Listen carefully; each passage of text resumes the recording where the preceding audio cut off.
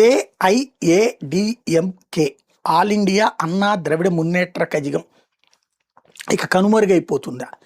జయలలిత పెట్టిన party cinema Jayalalithaa పెట్టిన party కాదు, ఎంజి రామచంద్రన్ పెట్టిన పార్టీలో ఎంజి రామచంద్ర భార్య ఉండేది, జయలలిత ఉండేది. వాళ్ళ భార్యను పక్కన పెట్టి ఈమెను బాగా చేరదీశాడు. ఆయన చనిపోయిన తర్వాత 10 సంవత్సరాల పాటు ఆయన ముఖ్యమంత్రిగా ఉన్నారు.